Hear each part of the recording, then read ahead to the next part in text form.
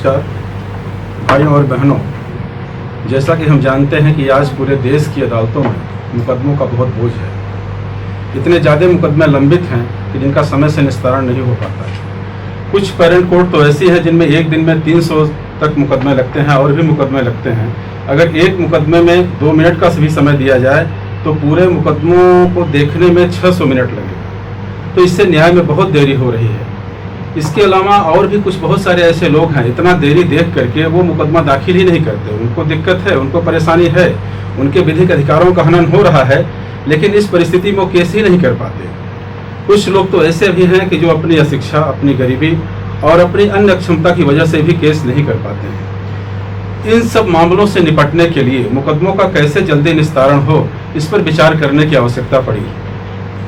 सबसे पहले तत्कालीन प्रधानमंत्री स्वर्गीय श्रीमती इंदिरा नेहरू गांधी के समय में यह विचार किया गया कि जो ऐसे लोग हैं जो अपनी अक्षमता की वजह से न्याय नहीं पा रहे हैं, वो केस नहीं कर पा रहे हैं, उनको लीगल एड नहीं मिल पा रही है, उनके बारे में क्या विचार किया जाए। तो 42वां संविधान संशोधन अधिनियम 1976 पारित किया गया और उसके माध्यम से संविधान में अनुच्छेद 39 का जोड़ करके संविधान में व्यवस्था की गई कि राज्य यह सुनिश्चित करेगा कि कोई भी नागरिक अपनी अक्षमता की वजह से न्याय से वंचित नहीं हो पाए, न्याय से वंचित न हो सके, और उसको निःशुल्क विधिक सहायता देने का प्रावधान किया गया। और इसी कड़ी में आगे केंद्रीय सरकार ने 1980 में कानूनी समझौता बोर्ड की स्थापना की, जो इस दिशा में कुछ काम किया, लेकिन उससे बहुत अच्छी सफलता नहीं मिल पाई। फिर 1987 में विधिक सेवा प्राधिकार अधिनियम पारित किया गया, जो नवंबर 1995 में लागू हुआ। इसी अधिनियम के माध्यम से राष्ट्रीय विधिक सेवा प्राधिकार, राज्य विधिक सेवा प्राधिकार, जिला विधिक सेवा प्राधिकार, taluka level legal services committee का प्रावधान किया गया और फिर इसके माध्यम से निःशुल्क विधिक सहायता दी जाने लगी। जहां तक केसेस के बारे में सवाल है, एक केस, सिविल केस अगर फाइल होता है, एक छोटा सा केस फाइल हो, एक नाली जो 2 फीट चौड़ी है और 10 फीट लंबी नाली का विवाद हुआ, एक सूट फाइल होता है, सूट चलता है, सूट एडमिट होता है, उसमें सम्मन जारी होता है, रजिस्टर डाक से भेजा जाता है और दैनिक अखबार में उसका प्रकाशन होता है। उसके बाद पार्टी एक्सपार्टी प्रोसीड हो जाने के बाद पार्टी हाजिर होती है, फिर रिकॉल एप्लीकेशन दिया जाता है। रिकॉल एप्लीकेशन उसका अलाउ होने के बाद WS फाइल होता है। ये लंबी प्रक्रिया चलते चलते सालों बीत जाता है, फिर केस चलना शुरू होता है। तो बहुत सारा समय बीतता है और लड़ते लड़ते लोग सुप्रीम कोर्ट तक पहुंचते हैं, तो 1 पीढ़ी, 2 पीढ़ी, तीसरी पीढ़ी में जाके न्याय मिल पाता है। जो व्यक्ति केस दाखिल करता था, लड़ते लड़ते उसकी मृत्यु हो जाती थी, उसके आने वाली पीढ़ियां भी समाप्त हो जाती थी, तब जाके केस का निस्तारण होता था। तो सब मिल करके हम लोगों ने विचार किया, पूरे देश ने विचार किया, संसद ने विचार किया, हमारी जुडिशरी ने विचार किया कि क्या किया जाए कि न्याय जल्दी हो सके, मुकदमों का निस्तारण जल्दी हो सके। इसी में लीगल सर्विसेज अथॉरिटी एक्ट में लोक अदालत का प्रावधान किया गया कि लोक अदालत के माध्यम से मुकदमों का निस्तारण हो। जो मुकदमे अंतिम रूप से समाप्त हो जाएंगे उसमें कोर्ट फीस भी नहीं लगेगी, और कोर्ट फीस अगर दे भी गई है तो कोर्ट फीस बाद में वापस हो जाएगी। ऐसा कहा जाता है कि न्याय में देरी न्याय नहीं देने के तुल्य है। तो उस न्याय से क्या फायदा कि जो न्याय पाने के लिए 3-3 पीढ़ियां समाप्त हो जाएं, वो न्याय अगर मिलता भी है तो व्यवहारिक रूप से उस न्याय का कोई मतलब नहीं रहता। तो आज हम लोक अदालत पर संक्षिप्त रूप से चर्चा करेंगे कि लोक अदालत क्या है, इसमें कौन से मामले आते हैं, इन लोक अदालत के माध्यम से मामलों का निस्तारण कैसे होता है, उसकी लीगल सैंक्टिटी क्या है। इन सब बातों पर हम संक्षिप्त रूप से चर्चा कर रहे हैं। तो लोक अदालत को हम सरल शब्दों में कह सकते हैं कि लोक अदालत एक ऐसा मंच है जहां मनोबल के माध्यम से मुकदमों का निस्तारण किया जाता है। तो बहुत ही सरल शब्दों में यह लोक अर्थात जनता की अदालत और जनता के लिए होती है, और इस अदालत में समझौते के आधार पर दोनों पक्षों के मनोबल के आधार पर मुकदमों का निस्तारण किया जाता है।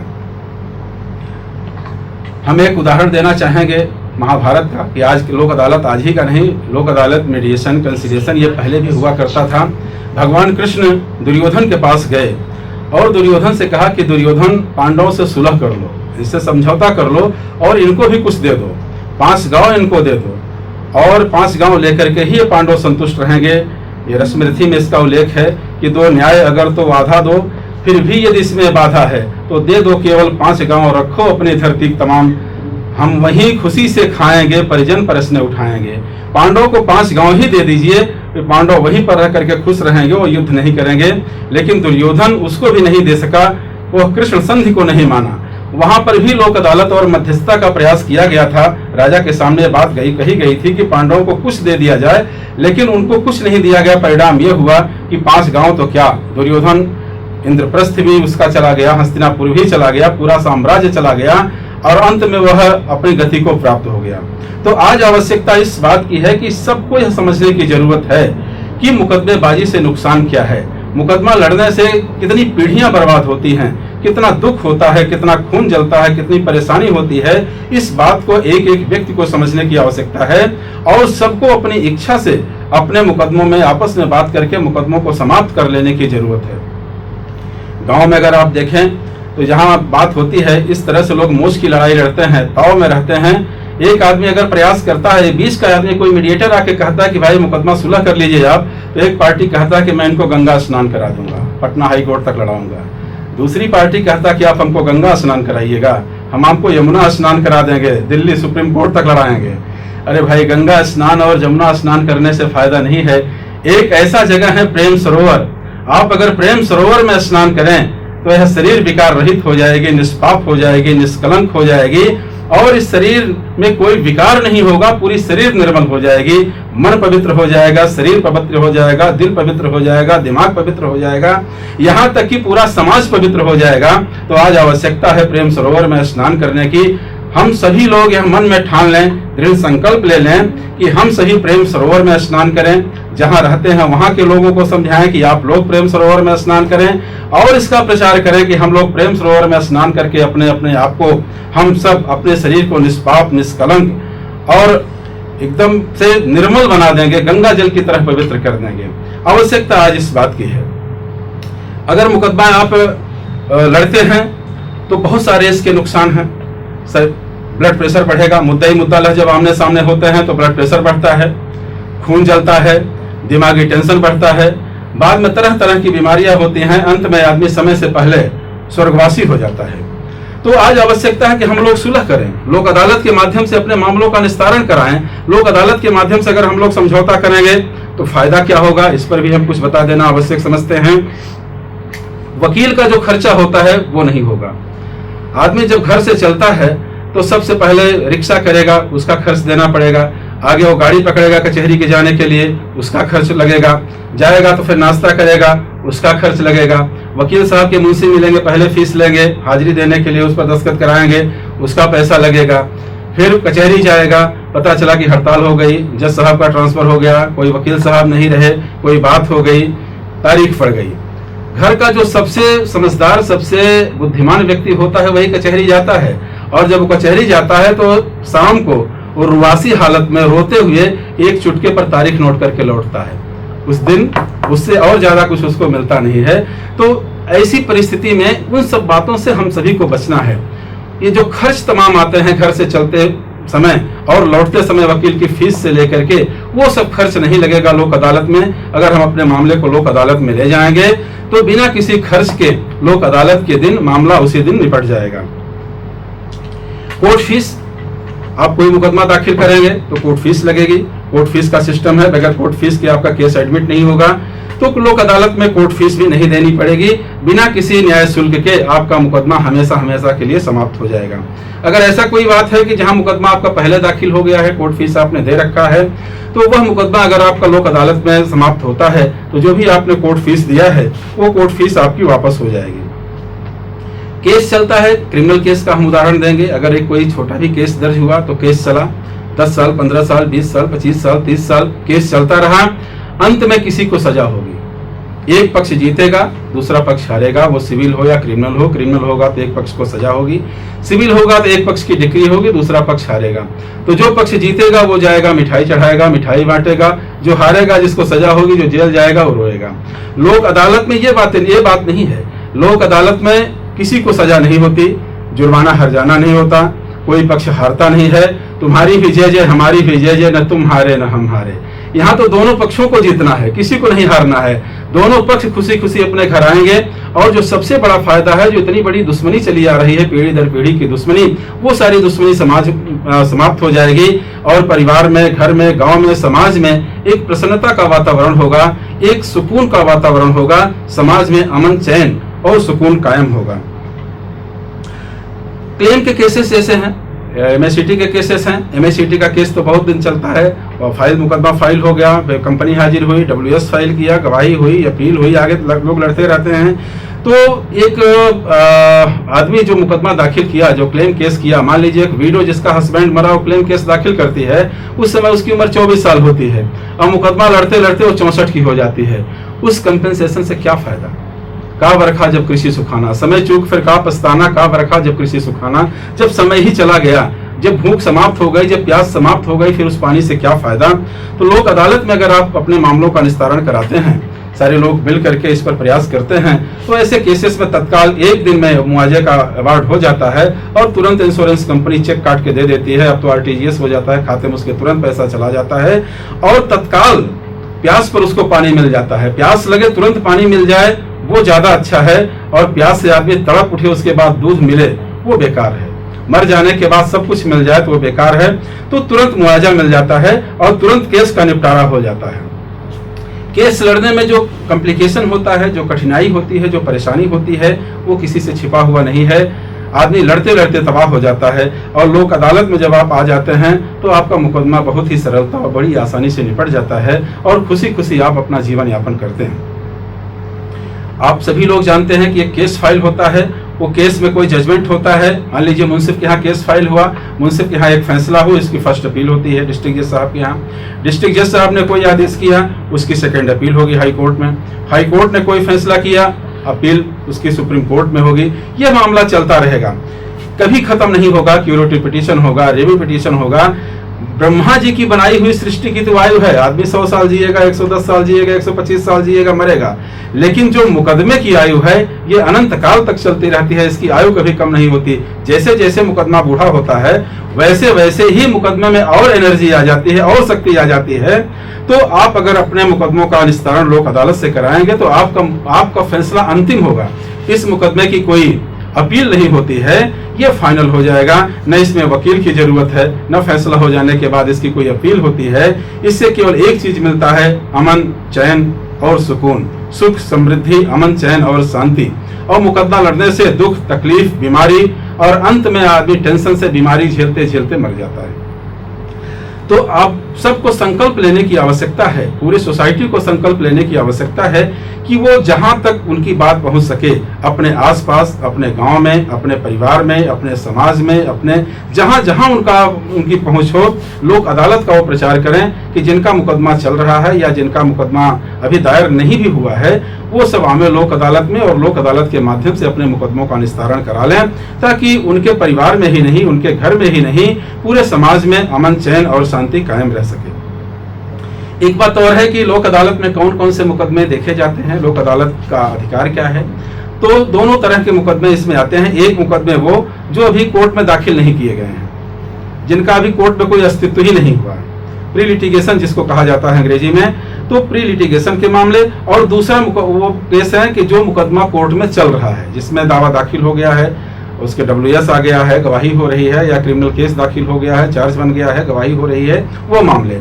तो मुकदमा दाखिल होने के पहले भी लोक अदालत का अधिकार है, मुकदमा दाखिल होने के बाद भी लोक अदालत का अधिकार है। मुकदमा दाखिल होने के पहले मान लीजिए कोई एक पारिवारिक विवाद होता है, पति पत्नी का कोई विवाद होता है, वो लोक अदालत में चले आए। लोक अदालत में बहुत ही प्रशिक्षित लोग हैं, इंटेलिजेंट लोग हैं, उसके जो जुडिशियल मेंबर होते हैं और उसके मेंबर सोशल वर्कर होते हैं, वो बहुत ही समझदार और ट्रेंड होते हैं।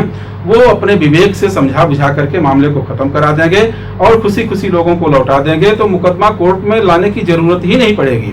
चौका की बात चौकी तक नहीं जाए। एक पुराने जमाने में एक कहावत थी कि चौका की बात चौकी तक नहीं जाए, घर की बात घर में ही समाप्त हो जाए। तो अब एक उसी को थोड़ा सा देखा गया है इस पर कि अगर कोई चौका की बात हो गई है तो लोक अदालत तक ही समाप्त हो जाए, अदालत में नहीं जाए, वहीं से समझा बुझा करके लोगों को लौटा दिया जाए और लोग खुशहाल पूर्वक अपना जीवन यापन करें। दूसरा मामला जो है, जो मुकदमा अभी चल रहा है, जो कोर्ट में केसेस चल रहे हैं, तो कोर्ट में जो केसेस चल रहे हैं उसमें भी कोर्ट पर भी यह लायबिलिटी इम्पोज की गई है कि जब से WS फाइल हो जाए, दावा दाखिल हो जाए, उसका जवाब दूसरी पार्टी हाजिर होकर लगा दे, तो कोर्ट की यह जिम्मेदारी है, उसका यह परम दायित्व है कि इसको वह वैकल्पिक विवाद समाधान के लिए इसको भेजे, जिसमें आर्बिट्रेशन है, कैंसिलेशन है, मीडिएशन है, लोक अदालत है, ये सब सारी चीज़ें हैं। जहां उसको लगता है कि इस मामले का निस्तारण हो सकता है, वहां कोर्ट पर यह कर्तव्य है कि उसको भेजे, उसका ट्रायल नहीं करे। तो मीडिएशन में भी मामला जाता है और भी जगह जाता है, लेकिन सबसे जो बेहतर फोरम है, जो सबसे बेहतर मंच है, वो मैं समझता हूँ कि लोक अदालत है। लोक अदालत में मामला भेजा जाए, वहाँ दोनों को समझा बुझा करके वो मामला सेटल हो जाए और उस सेटलमेंट के आधार पर मामले का निस्तारण करा दिया जाए। क्रिमिनल केसेस जो कंपाउंडेबल केसेस हैं, CRPC के सेक्शन 320 में एक सूची दी गई है, उसमें बताया गया है कि कौन कौन से सेक्शन IPC के समनीय हैं जिनका सुलह हो सकता है, जिनमें समझौता दाखिल हो सकता है। कुछ हैं कि जिसमें न्यायालय की परमिशन नहीं लेनी पड़ती है, कुछ अपराध ऐसे हैं जिनमें न्यायालय की परमिशन लेनी पड़ती है। तो दोनों दशा में मुकदमों का निस्तारण समझौते के आधार पर हो सकता है।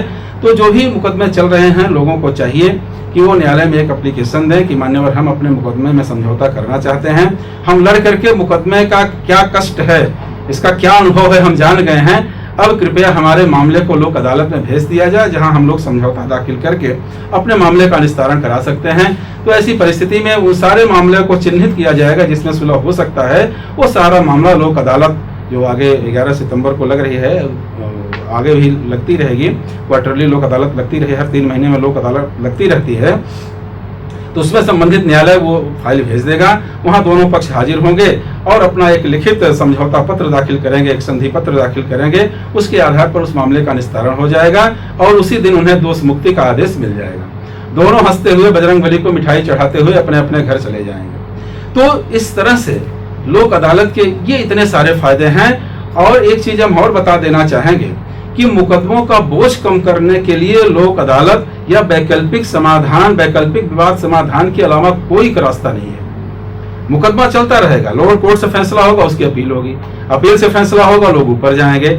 लोक अदालत या फिर अल्टरनेट डिस्प्यूट रेजोल्यूशन, वैकल्पिक विवाद समाधान पद्धति जो है, यही हमेशा हमेशा के लिए समाप्त कर सकता है। लोक अदालत में मामला एक उसका अवार्ड बना, वो निस्तारित हुआ, खत्म हुआ, ना उसकी कोई अपील होगी ना कोई रिवीजन होगा, हमेशा हमेशा के लिए खत्म। तो पेंडेंसी को कम करने के लिए लोक अदालत ही एकमात्र रास्ता है। उस रास्ते को हम लोग चुने और देश की अदालतों पर जो मुकदमों का बोझ है उसको समाप्त कराएं। इससे पूरे देश को सुख मिलेगा, पूरे देश को लाभ होगा, समाज को लाभ होगा, गांव को लाभ होगा, परिवार को लाभ होगा, अल्टीमेटली राज्य को लाभ होगा। यह राज्य के हित में है कि मुकदमों का अंत हो, मुकदमेबाजी खत्म हो। यह in the interest of justice, in the interest of state कि मुकदमेबाजी समाप्त हो। तो लोक अदालत के माध्यम से ही हम लोग मुकदमों को समाप्त कर सकते हैं। अब हम कुछ ये बताना चाहेंगे कि ज्यादा से ज्यादा मुकदमों का निस्तारण कैसे किया जाए। तो सबसे पहले यह इस पर कोर्ट को ध्यान देना होगा, संबंधित पार्टी को ध्यान देना होगा और संबंधित वकील को ध्यान देना होगा। तीनों लोगों को मिलकर काम करना होगा, तभी हम लोग मैक्सिमम मुकदमों का निस्तारण लोक अदालत में करा पाएंगे। पहली चीज तो ऑफिसर्स जो हैं, जुडिशियल ऑफिसर्स, इनको पता है, इनके ओसी, इनके ऑफिस क्लर्क को, इनके बेंच क्लर्क को यह मालूम है इनको कि कितने मुकदमे इनके पास हैं, कितने मुकदमे में समझौता हो सकता है, कितने मुकदमे में पार्टी हाजिर हो गई है, किन केसेस में WS आ गया है, इशू बन गया है, एविडेंस चल गई है, किस मुकदमे में बेल हो गई है, चार्ज बन गया है, एविडेंस चल रहा है। ये सारी जानकारी सबसे ज्यादा कोर्ट को होती है और संबंधित वकील को होती है और पक्षकारों को होती है। तो संबंधित ऑफिसर्स मुकदमों का आइडेंटिफिकेशन करें, वो चाहे वो सिविल साइड का हो या क्रिमिनल साइड का हो, जो भी केस उनके न्यायालय में है उन सारे मुकदमों का वो आइडेंटिफिकेशन करें, उनको चिन्हित करें कि किन किन मुकदमों में समझौता हो सकता है। वह उसके बाद जिन उन मुकदमे के जो पक्षकार हैं उनको नोटिस जारी हो, नोटिस जारी होने के बाद जब उनको सूचना हो जाती है तो वो लोग आ जाएंगे। लेकिन यह सुनिश्चित करना जरूरी है कि पक्षों को नोटिस जारी हो गई है और नोटिस की सर्विस उनको हो गई है, उनको पता चल गया है कि उनका मुकदमा लोक अदालत में जा रहा है, लोक अदालत में उनके मुकदमे का निस्तारण होना है, उनको बुला लेने की आवश्यकता है।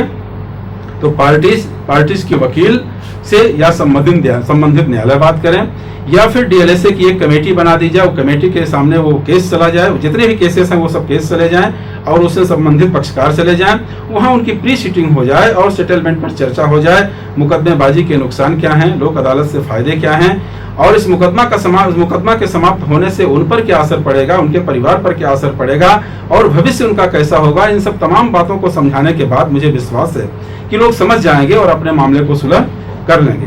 तो प्री सिटिंग में ही मामले को समाप्त करा लेना है और एक किस पॉइंट पर समझौता हो गया है वो उस पॉइंट पर पहुंच जाना है और समझौता लिखवा लेना है। और जब सारे केसेस में समझौता हो जाए तो उस केस को लोक अदालत के सामने पुट अप होगा जिस दिन लोक अदालत लगेगी और बहुत ही आसानी से उस दिन लोक अदालत में मुकदमा समाप्त हो जाएगा। तो महामंत्र इसका यही है कि इस महामंत्र को अगर हम लोग ध्यान में रखेंगे, इस पॉइंट्स को ध्यान में रखेंगे तो निश्चित रूप से लोक अदालत में मैक्सिमम मामलों का निस्तारण होगा और जो सरकार की मंशा है, जो नालसा की मंशा है, बालसा की मंशा है, वो मंशा पूर्ण होगी और हम लोग इस विचार करके कार्य रूप में परिणत करें तो निश्चित रूप से सफलता मिलेगी, इसमें कोई दो राय नहीं है। कुछ और बातें हैं जिससे लोक अदालत में हम मैक्सिमम केस का निस्तारण करवा सकते हैं। इसके लिए मीटिंग बहुत जरूरी है। जो डिस्ट्रिक्ट लीगल सर्विसेज कमेटी के चेयरमैन और सेक्रेटरी साहब लोग हैं उनको कंसर्न डिपार्टमेंट्स के साथ मीटिंग आवश्यक है। प्री लिटिगेशन के मामले जो हैं उनसे कंसर्न डिपार्टमेंट्स जैसे forest department, electricity department, telephone department, BSNL, जो भी डिपार्टमेंट्स के केस हैं जिनका केस अभी न्यायालय में नहीं आया है, वो केवल उनके विभाग तक है, केवल रिपोर्ट तक है, तो वो सारे केसेस का आइडेंटिफिकेशन कर लें और अपने स्तर से पार्टीज को बुला लें और उनको समझा दें तो अपने ही स्तर से उन मामलों का सेटल हो जाएगा और प्री लिटिगेशन के रूप में लोक अदालत के दिन उन सारे मामलों का निस्तारण हो जाएगा। एक बात और हम बताना चाहेंगे, लोक अदालत में ज़्यादा से ज़्यादा मामले निस्तारण कैसे किए जाएं, तो DM साहब DLSA के वाइस चेयरमैन होते हैं, SP उसके मेंबर सेक्रेटरी होते हैं, तो DM और SP के साथ भी मीटिंग होना बहुत जरूरी है। DM साहब पर भी एक लायबिलिटी देना होगा उनको कि आप DLSA के वाइस चेयरमैन हैं, आपकी भी ये जिम्मेदारी है कि आप इस लोक अदालत में मैक्सिमम मामलों का निस्तारण कराएं। तो DM साहब अपने माध्यम से उनके SDO हैं, उनके CO हैं, DCLR हैं, इन सबको एक ड्यूटी दे दें कि अपने क्षेत्र के जनप्रतिनिधि लोग हैं, मुखिया हैं, सरपंच हैं, इन लोगों के साथ मीटिंग करें और उनको समझाएं कि उनके क्षेत्र में जो केस चल रहे हैं, जो मुकदमे चल रहे हैं, जहां तनातनी की स्थिति बनी हुई है, उनको बुला करके उनको समझाएं और उनको प्रेरित करें, उनको मोटिवेट करें कि आप अपने मामलों में समझें, विचार करें और इसको लोक अदालत के माध्यम से इसको खत्म करा लें। इससे आपको और आपके परिवार को खुशी मिलेगी, आपका मुकदमा समाप्त हो जाएगा, अगली पीढ़ी भी आपकी समृद्ध और खुशहाल होगी। इस बात को समझावें तो निश्चित रूप से गांव के लोग समझ जाएंगे और अपने अपने मामलों का निस्तारण वो लोक अदालत में आकर के करा लेंगे। पुलिस के थाना के पदाधिकारी, SO लोग, अपने क्षेत्र के जनप्रतिनिधि, प्रभावशाली लोग जो हैं उनके साथ मीटिंग करें और उनको मोटिवेट करें कि आपके आसपास अगर कोई केस चल रहा है, बहुत दिनों से कोई मुकदमा चल रहा है जिसका निस्तारण लोक अदालत के माध्यम से हो सकता है, वो चाहे सिविल का मामला हो, चाहे वो फौजदारी का मामला हो, उनको वो लोग अपने गांव में जाकर के समझाएं, उनको बताएं, उनको प्रेरित करें तो निश्चित रूप से वो लोग प्रेरित होकर के समझ के अपने मामलों का निस्तारण लोक अदालत में आकर के करा लेंगे तो निश्चित रूप से न्यायालय पर मुकदमों का बोझ कम होगा और इससे समाज में एक शांति स्थापित होगी, कानून का राज कायम होगा। सिविल केस चलता है, एक छोटा सा केस चलता है, उसी में एक फौजदारी हो जाती है, बड़ा मुकदमा हो जाता है तो उस बड़े मुकदमे के साथ लड़ते लड़ते लोग तबाह हो जाते हैं। इन सब सारी बातों का प्रचार प्रसार सोसाइटी में करने की आवश्यकता है, PLB के माध्यम से, पैनल लॉयर्स के माध्यम से, ताकि लोग समझ सकें, लोग अवेयर हो सकें कि लोक अदालत के क्या क्या फायदे हैं और लोक अदालत में मुकदमे के निस्तारण से क्या क्या लाभ उनको मिलते हैं। नालसा की जो स्कीम है उसका भी क्रियान्वयन कराना बहुत आवश्यक है। तो डिस्ट्रिक्ट लीगल सर्विसेज अथॉरिटी के चेयरमैन साहब और उसके सेक्रेटरी साहब पर यह परम दायित्व है, यह सामाजिक दायित्व है, नैतिक दायित्व है और विधिक दायित्व भी है कि उसका भी क्रियान्वयन करावें और PLB के माध्यम से गांव स्तर तक लोक अदालत का प्रचार प्रसार करें।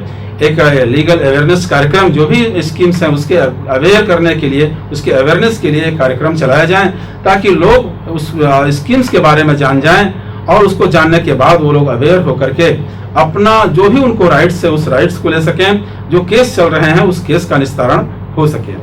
जेल में भी लीगल अवेयरनेस होना चाहिए, जेल में भी PLBs की ड्यूटी लगती है, पैनल लॉयर्स की ड्यूटी लगती है, वहाँ भी उनको लीगल अवेयर किया जाए और उनके अधिकारों को उनसे अवगत कराया जाए और उनको ही बताया जाए इन सब सारी स्कीम्स के बारे में, तो निश्चित रूप से नालसा की जो स्कीम है वो कार्य रूप में परिणत होगी, उसका लाभ जन जन तक पहुंचेगा और लोग उससे लाभान्वित होंगे।